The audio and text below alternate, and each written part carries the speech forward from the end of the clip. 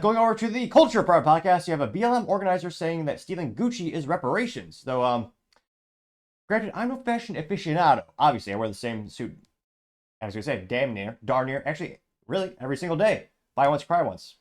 One of those things where, never goes out. A good suit never goes out of style.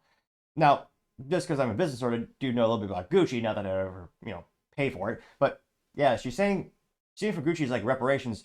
Gucci is famously based in Florence, Italy. And a lot of it, they brag about being handmade, high quality leather, yada yada.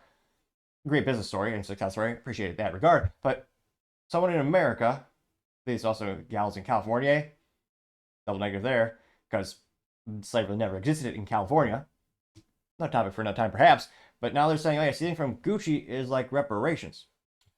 Which, no, absolutely. They're based in Italy. Yeah, I don't know about that. But let's see what she's thinking or trying to say. Now let's come to his things to end wokeness. And it looks like a Fox News interview.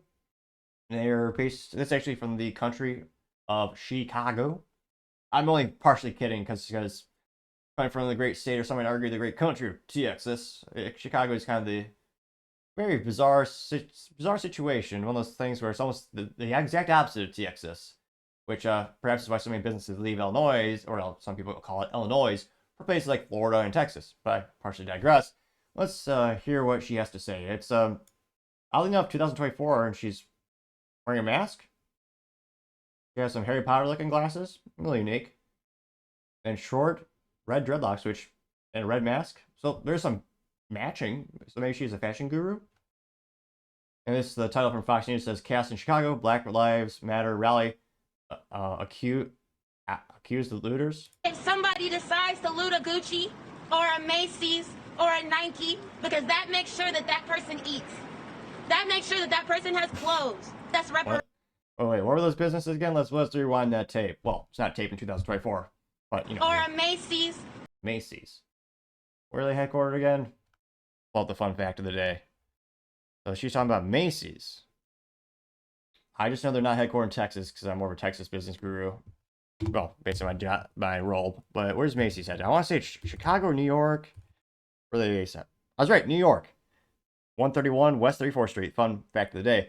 So Macy's was in New York, so she's saying they're partially responsible for reparations. Or a Nike. Nike. Well, that one's pretty easy right off the top of your head. Famously headquartered in was it Oregon? Double check that headquarters reference. So she's saying Nike. Well, let's see, Nike HQ. Yeah, Beaverton, Oregon. No slavery there. Nike was oh yeah, that's a pretty new company. That was way after slavery. You could make the argument about, debatably, questionably paid people in Vietnam, but for her, no, absolutely not. Because that makes sure that that person eats. That makes sure that that person has clothes. That's reparations. That is reparations. Anything they want to take it, because these businesses have insurance. They're going to get their money back. My people aren't getting anything. Mentally vacuous, morally vacuous, and moronic all intertwined into one. Yeah, one of the reasons why cost of goods sold in the United States are increasing exponentially, seemingly, is because of theft. Because again, it's almost incomprehensible how mentally vacuous she is. She said, "Oh yeah, insurance will pay for it." Have you ever worked with an insurance company? If you do that, the rates go up. And in this case, the rates goes up for the business, and at the rate, that it literally increases the rate of the cost of goods sold for everything. It's just passed on to the consumer. And yet I'm not sure if she's purposely being this ignorant, or if she really doesn't understand the basic concept of the ripple effect, or economics, or morality. But she's saying, oh yeah, they'll just, oh yeah, the insurance companies will pay for it. Yeah, they'll pay for it once, and then you will pay for it in the end, in the community. Inevitably, when they shut down these stores, then they'll say, why are these stores, closing? Well, because they can't stay in business without making a profit. Hard to make a profit when things are constantly being stolen and employees are being literally beaten over the head with some of these handbags. Just beyond ridiculous. One more time. That is reparations. Anything they want to take it, because these businesses have insurance. They're going to get their money back. My people aren't getting anything. If somebody... Yeah, there's a lot more people in the background. nodding in contention. Ridiculous. What was it? Target lost $400 million last year because of theft. Total retail theft in the United States has passed $1 billion. Again, that cost is passed on to everyone. Everyone should be irate at this. It's ridiculous. But it did get 1.9 million views on X and 28,000 likes, with some of the top comments coming from Gunther Eagleman saying, quote, "It's theft," getting 828 likes, which, yeah, it is. You won't be charged, though, because it's Chicago, I'm sure. Paul Zupa says, "BLM is a domestic terrorist organization," getting 1.9 thousand likes. Mr. Bigglesworth Memes, A+, they did, in fact, respond in meme form this time. Says, "BLM is an organized crime group." It's a screenshot of a receipt, or a picture of a receipt, as well as cliche liberal white gal with a mask that says BLM. It's kind of redundant to say, but neon short hair, and says, quote, two young white people came into my restaurant today, received an excellent service with a smile, and wow, the audacity is even more. Shake my effing head.